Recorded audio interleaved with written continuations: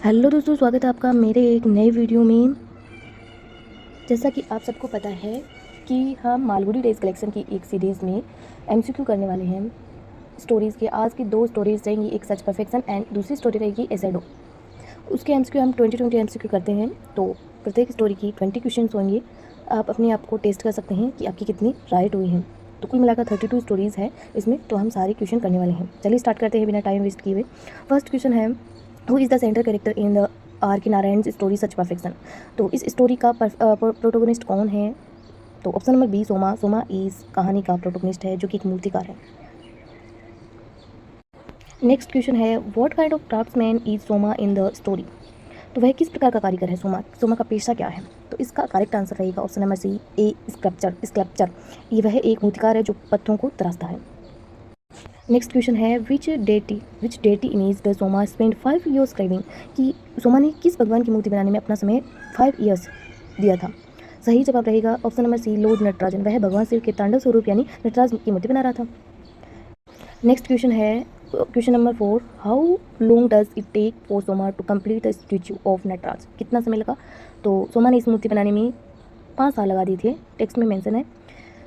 यहाँ हमारे एस्पिरेंट्स 5 महीने में ही कहते हैं कि सर डिप्रेशन में आ रहे हैं, थोड़ा डिडिक्शन सीखो भाई। 5 साल उसने लगाया है।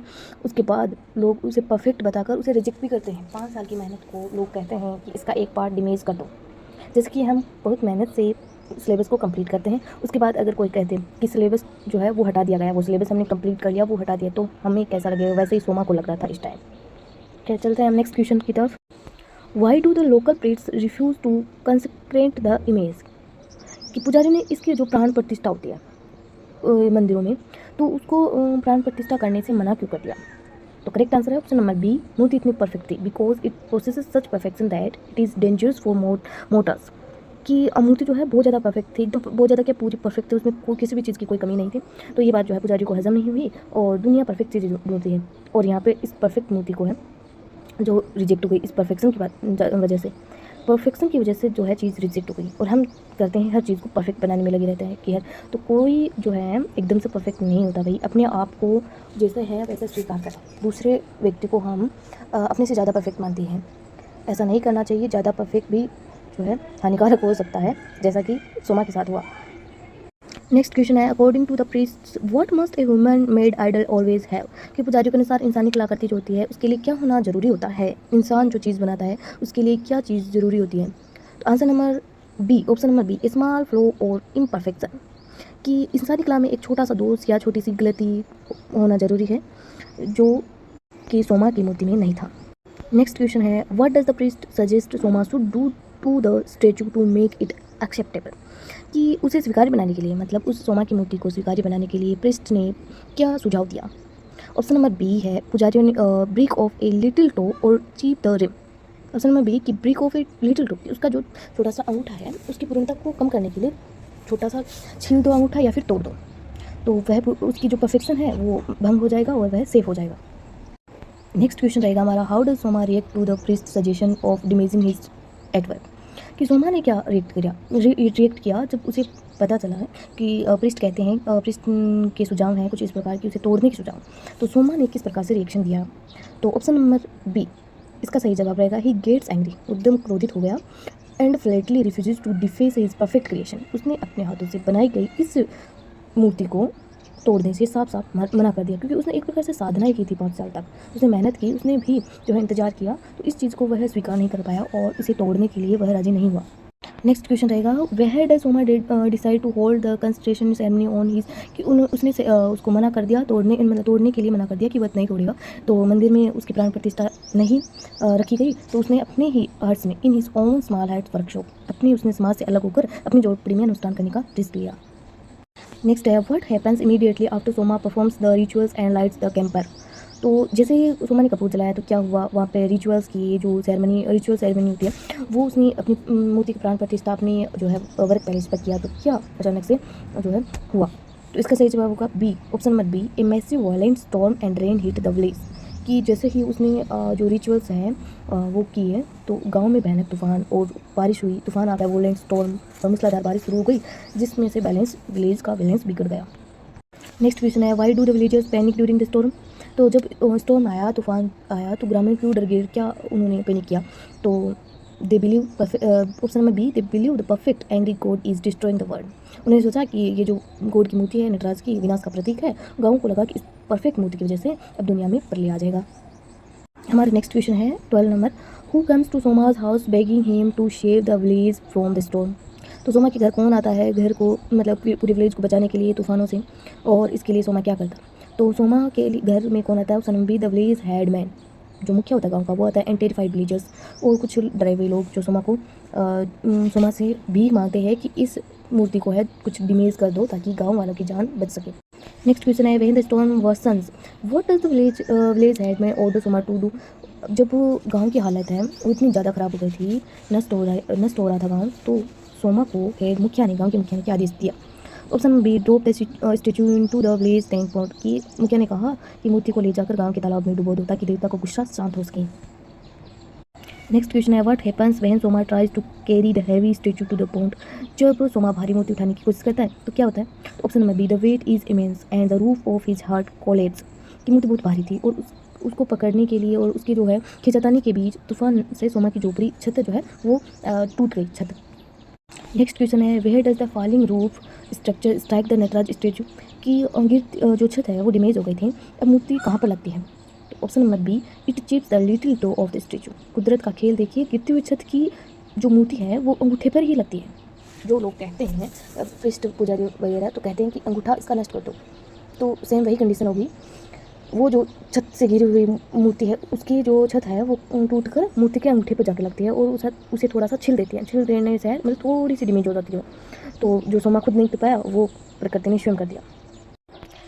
16 नंबर क्वेश्चन है, what happens to the weather the moment the statue toe is chipped. जब अंगूठा चलते ही मौसम कैसा हो गया, क्या वेदर में परिवर्तन हुआ? तो option number B, the storm instantly stops, जो स्टॉर्म था, तूफान था, एकदम से रुक गया और and the sky clears up, अब आसमान भी साफ हो गया एकदम, मतलब वेदर अच्छा हो गया। अब स्टॉर्म तूफान भी चला गया एकदम, लग रहा था कि अब जो है संकट टल गया हो। नेक्स्ट क्वेश्चन रहेगा, how does Soma feel when he looks at the chipped toe after working up. तो उसने सोमा को कैसा लगा जब उसने देखा कि टो है वो थोड़ा सा छिल गया है? तो option number B, he feels a mix of sorrow, उसे लगा थोड़ा सा मतलब दुख हुआ क्योंकि उसकी मूर्ति टूट गई। फॉर द लॉस्ट परफेक्शन, की उसका जो परफेक्ट उसने मूर्ति बनाई थी उसमें थोड़ी सी कमी हो गई। बट रिलीफ, अब उसे थोड़ी सी शांति राहत भी मिली, दैट एवरीवन इज सेफ, कि अब सब लोग सेफ है। 18 नंबर क्वेश्चन है, what do the priest to with the statue at the end of story. तो प्रिस्ट ने क्या किया, कहानी के अंत में पुजारी ने मूर्ति के साथ क्या करते हैं? अब उसका जो है परफेक्शन भी टूट गया है, परफेक्ट भी नहीं है, अब मूर्ति थोड़ी सी डैमेज हो गई, तो अब पुजारी है उसको रखने के लिए मंदिर में प्राण प्रतिष्ठा करने के लिए राजी हो जाते हैं। Option number B, the happy construct it in the temple since it now has a flaw, कि अब मानवीय दोष आ चुका है इस मूर्ति में, तो पुजारी सहज इस मुख्य मंदिर में स्थापित कर देंगे। 19 नंबर क्वेश्चन है, what does the title such perfection refer to, कि यह शीर्षक किस तरफ से मतलब इशारा करता है? ये शीर्षक है जो क्या बताना चाहता है सच परफेक्शन। तो the absolute dangerous beauty of Soma's artist creation, की ऑप्शन नंबर बी हमारा राइट आंसर होगा कि ये शीर्षक जो है वो उस चरम खतरनाक सौंदर्य को दिखाता है जो इंसानी सीमाओं को पार कर जाता है। नेक्स्ट 20 नंबर क्वेश्चन है, what is the core theme of R के नारायण जो सच परफेक्शन, कि इसकी जो है महत्वपूर्ण सवाल यही है कि इस कोर थीम क्या है इसकी। करेक्ट आंसर रहेगा हमारा option number B, human art must bow down to cosmic laws, absolute perfection can be destructive, कि इंसानी कला जो है वो जो हम मतलब ब्रह्मांड में जो रूल्स चलते हैं, रूल्स एंड रेगुलेशंस, उसके दायरे में ही रहना चाहिए, इसके बाहर मतलब नहीं जा सकते। इस प्रकार से कहते हैं कि जो है पूर्णता सिर्फ परफेक्शन जो है सिर्फ और सिर्फ ईश्वर में हो सकता है और इंसानों में नहीं। तो कुछ इस प्रकार के मॉरल ये देते हैं। और एक बात और, कोई भी व्यक्ति जो है एकदम से परफेक्ट पूरी तरह से परफेक्ट नहीं होता है और उसमें किसी चीज़ की कमी होती है, क्योंकि एकदम से परफेक्ट बन गया तो फिर वो इंसान नहीं है, ऐसा इस कहानी के थ्रू मॉरल दिया गया है। चलिए हम नेक्स्ट जो है स्टोरी हमारी एसेडो, उसका जिक्र कर लेते हैं। इस स्टोरी में एसेडो परछाई, तो इसमें जो है एक लगभग दो हमारे मेन मुख्य पात्र होते हैं। एक तो एक लड़का जिसका नाम होता है शंभू, और उसकी मम्मी जो कि एक विडो है, उसके पिताजी नहीं है शंभू के, तो उसके पिताजी एक एक्टर का काम करते हैं फिल्म में। तो उसकी 6 माह पहले शंभू के पिताजी की डेथ हो जाती है और वो 6 महीने पहले ही एक मूवी रिकॉर्ड करके चले जाते हैं। उस मूवी का जो रिलीज़ होती है वो 6 महीने बाद, मतलब अब प्रेजेंट में होता है उसका रिलीजन। तो शंभू जो उसको मूवी देखने जाता है और वो उसमें अपने जो फादर है उसको सच मान बैठता है। उसे इल्यूजन रहता है कि जो मूवी में है उसके पिताजी वो शायद रियलिटी में भी है, जबकि रियलिटी ऐसा है कि उसके पिताजी हैं वो अब जिंदा नहीं है और उसकी मम्मी है वो मूवी को देखना नहीं चाहती क्योंकि उसके बहुत सारे इमोशंस उसके साथ जुड़े हुए होते हैं, वो देख नहीं पाती। लास्ट में शंभू जिद करके अपनी मम्मी को लेकर जाता है मूवी दिखाने के लिए, बट वो वहाँ पे बेहोश हो जाती है और शंभू का इल्यूजन है वहाँ पर टूट जाता है। शंभू सोचता है कि रियली में उसके फादर है वो जिंदा है, या फिर रियल में वो सोचता है कि उसके फादर ही है। लास्ट में उसका इल्यूजन टूटता है। तो इस प्रकार हमारी कहानी का अंत होता है। तो चलिए स्टार्ट करते हैं हम first question. Who is the man character the little boy in this story. तो उस मैन कैरेक्टर का नाम हमको पता है, उसका नाम होगा शंभू। तो शंभू इस कहानी का मुख्य कैरेक्टर, मेन प्रोटोगनिस्ट भी है। ज़्यादातर बातें शंभू के ही द्वारा कही जाती हैं, शंभू के ही इर्द गिर्द कहानी घूमती रहती है। नेक्स्ट क्वेश्चन है, what was the perfection of Shambhu's father before he passed away. तो शंभू के पिता का पैसा क्या था, उसका जो काम क्या था, वो क्या क्या करते थे। तो शंभू के जो दिवंगत पिता है वो एक फिल्म अभिनेता हुआ करते थे पहले। तो एन एक्टर हमारा राइट आंसर हो जाएगा option number C. Next question पर चलते हैं। What is the name of the film in which Shambhu's father starred. कि उस फिल्म का क्या नाम था जिसमें शंभूज फादर एक्ट करते हैं, उस कैरेक्टर नो सॉरी इस क्वेश्चन का आंसर रहेगा ऑप्शन नंबर ए कुमारी। इस फिल्म का नाम कुमारी था। नेक्स्ट क्वेश्चन रहेगा, how long ago did Shambhu's father died before the movie was released. कि फिल्म रिलीज होने के कितने समय पहले जो है शंभू के पिताजी की मृत्यु हुई थी। तो सही जवाब रहेगा ऑप्शन नंबर ए 6 मंथ अगो, यानी कि पिता की मृत्यु के 6 महीने बाद यह फिल्म जो है सिनेमा घर या फिर जो है उसमें आ गई थी, मूवी रिलीज हुई थी। नेक्स्ट क्वेश्चन है, why does Shambhu want to see the movies Kumari. तो शंभू को ये फिल्म देखने में इतनी जल्दी क्यों थी। Why does Shambhu want to see the movie Kumari, इतनी उत्सुकता क्यों थी। क्योंकि उसमें जो है उसके पिताजी जिंदा दिखाए जाएंगे, मतलब जिंदा की तरफ। तो ऑप्शन नंबर हमारा बी आंसर आएगा, to see his father alive on the screen. कि वह फिल्म जो है उसके मनोरंजन के लिए नहीं थी, बल्कि अपने जो मृत पिता है उसको दोबारा जीवित हंसते बोलते देखने का एक जरिया था वो फिल्म उसके लिए, शंभू के लिए। नेक्स्ट क्वेश्चन पर चलते हैं। How does Shambhu's mother feel about watching the film. तो शंभू की मदर ने किस प्रकार से फील किया। ऑप्शन नंबर बी इसका राइट आंसर होगा, she refuses to go because it makes her deeply sad. वो वहाँ पे जाने से मना कर देती है। माँ का नज़रिया फिल्म देखने को लेकर इस प्रकार था कि वो साफ साफ मना कर देती है, क्योंकि मृत पति की परछाई को स्क्रीन पर देखना, क्योंकि वो फिल्म स्क्रीन पर दिखाई जाएगी तो उसके लिए एक जो है मानसिक कष्ट था, वो असहनीय मानसिक कष्ट जैसे हम बोल सकते हैं। तो इस प्रकार से वो मना कर रही थी शंभू को जाने से। नेक्स्ट है, how much pocket money does Shambhu get from his mother to watch the show. तो ये जो फैक्ट होते हैं नंबर्स वाले, ये बहुत ज़्यादा इंपॉर्टेंट होती है कि कितने रुपए या फिर कितने आना उसको चाहिए होते हैं, कितनी मनी उसको चाहिए होती है शंभू को फिल्म देखने के लिए। तो प्रत्येक एपिसोड को देखने के लिए 4 आना उसे चाहिए होते हैं हर दिन। इसका सही जवाब रहेगा ऑप्शन नंबर बी 4 आना टिकट के लिए। नेक्स्ट क्वेश्चन पर चलते हैं। Option number 8 sorry question number 8 in which class room does Shambhu seat in the cinema hall. कौन सी सीट पर है शंभू थिएटर में, कहाँ बैठता है। तो ऑप्शन नंबर सी 4 आना क्लास, फ्रंट रोज में वह 4 आने के बजट के हिसाब से वह आगे सबसे आगे फ्रंट रो में बैठ जाता है। Next question, what is Shambhu's reaction when his father first appears on the screen. तो शंभू का जो रिएक्शन क्या था जब स्क्रीन पर पहली बार शंभू ने देखा अपने पिता को बोलते हंसते खेलते 6 महीने के बाद। तो इसका सही जवाब रहेगा option number B, he feels thrilled and delighted. एक बच्चे की मासूमियत इतनी होती है कि वह मतलब पिता है उसकी मृत है लेकिन वो उसको अलाइव मान लेता है। तो उसे लगता है कि पिता वापस आ गए हैं, तो अपने पिता को वापस स्क्रीन पर जीवित देखकर वह थ्रिल्ड रोमांचित हो जाता है, डिलाइटेड खुश हो जाता है। अगला क्वेश्चन है, what does Shambhu's father do in the movie that remind Shambhu of real life. ऐसी कौन सी जो फिल्म का सीन है वो शंभू को घर की याद दिलाता है, ऐसा लगता है कि सच में पिताजी है वो रियल लाइफ से मतलब उसने अटैच किया अपने आप को, ऐसा कौन सा सीन था। तो option number A, he scold a boy. वो एक जो है बॉय को स्कोल्ड करते डांटते हैं हु इज़ 18 ईयर्स ओल्ड, जो कि वो लड़का फिल्म में 18 ईयर्स ओल्ड है उसको डांटते हैं। तो वो इस प्रकार से रिलेट करता है कि उसके पिता हैं शंभू के, वो भी जो है शंभू को ऐसे ही डांटा करते थे, तो वो रिलेट कर लेता है इस चीज़ को। नेक्स्ट क्वेश्चन है, how many times a day does Shambhu start watching the movie.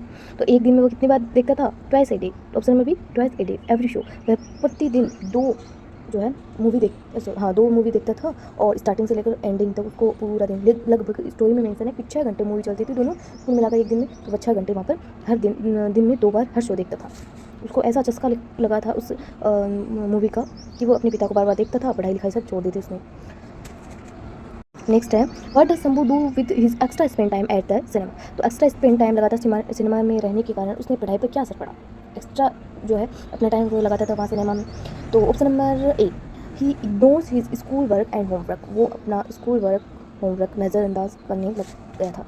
Question है who eventually convinces Shambhu's mother to visit the cinema hall. तो सिनेमा हॉल की तरफ ले जाने के लिए अपनी माँ को शंभू की माँ को कौन मनाता है? तो शंभू खुद ही मनाता है, क्योंकि वह अपनी माँ को भी अपने पिता की एक झलक है वो दिखाना चाहता था। तो option number C, Shambhu himself through constant pleading her neighbours. Sorry ये डी वाला ऑप्शन भी ऐड हो गया है। सी नंबर ऑप्शन है Shambhu himself through constant pleading. तो वह शंभू लगातार जिद करने के बाद जो है अपनी माँ को आखिरकार मना लेता है। फिर 14 number question, when Shambhu's mother finally goes to the theatre where does she sit. तो जब वो शंभू की माँ जो है थिएटर में प्रवेश करती है, थिएटर में फिल्म देखने के लिए जाती है, तो वहाँ कहाँ पे सीट करती है, कहाँ पे बैठी है वो? तो ऑप्शन नंबर हमारा रहेगा बी। हमारे क्वेश्चन का आंसर रहेगा वो कहाँ बैठती थी, ऑप्शन नंबर बी। ये आलू ले लो, भिंडी ले लो, गाजर ले लो, कद्दू ले लो, ये भी अपने आप को जो है इस वीडियो में शामिल कर लेते हैं। चलो कोई नहीं, ये तो बीच में मनोरंजन के लिए आ जाते हैं। चलो हम क्वेश्चन पर चलते हैं। 14 नंबर का क्वेश्चन है, when Shambhu's mother finally goes to theatre where does she sit. तो वह कहाँ बैठती है? Option number B, in the ladies section. ये है ये क्या बोलते हैं इसको, पर्दा इनक्लोजर, लेडीज सेक्शन में बैठती है ना, पृथक वाले अलग सा होता है ना पर्दा, ये पर्दा है, पर्दा वाली पृथक से पर्दा बनाया जाता है लेडीज़ में। वहाँ पे ऐसी ये जो है उस टाइम की बातें बता रखी है कि उस टाइम महिलाओं को अलग अलग जो है बैठना पड़ता था, लेडीज़ अलग और जो है मूवी देखने के लिए नीचे बैठना पड़ता था महिलाओं को पर्दे के साथ। तो इस सेक्शन में वो महिला बैठी थी शंभू की माँ। नेक्स्ट क्वेश्चन है, how does Shambhu's mother react when the lights go out and movie start. जब मूवी स्टार्ट हो गई और लाइट बंद कर दी गई, लाइट तो बंद कर देते हैं, मूवी स्टार्ट होती है तो एकदम अंधेरा हो जाता है, तब एकदम बस मूवी पर कॉन्सेंट्रेट करें ऐसा कुछ माहौल बन गया था। तो शंभू की माँ ने क्या रिएक्ट किया? तो option number B, her heart beats fast and she feels terrified. उसका जो है हार्ट बीट ज़्यादा, मतलब हार्ट बीट तेज़ी से दिल धड़कने लगा और वो एकदम से भयभीत हो गई, क्योंकि उसने जो है अपने पति को स्क्रीन पर एकदम अलाइव जिंदा की तरह देख लिया था। अब 16 नंबर क्वेश्चन है, what scene in the movie completely breaks Shambhu's mother emotionally. तो अब ऐसा कौन सा सीन आया जो शंभू की माँ को एकदम से तोड़ कर रख दिया? उस सीन में माँ पूरी तरह से टूट गई थी। तो ऑप्शन नंबर डी हमारा रहेगा, a scene where the husband smiles. एक ऐसा सीन जहाँ पर उसका पति है जो हंसता है and talks to the heroine. उस फिल्म की जो हीरोइन है उसके साथ बातें करता है, क्योंकि वो अपने आप को वहाँ पर देखकर जो है इमेजिन करती है कि उसका पति उसके साथ भी ऐसे ही बातें किया करता था स्माइल देकर। तो वह उस सीन को देखकर पूरी तरह से अंदर से टूट गई थी। Next question 17, what happens to Shambhu's mother during the dynamic climax of her emotional breakdown.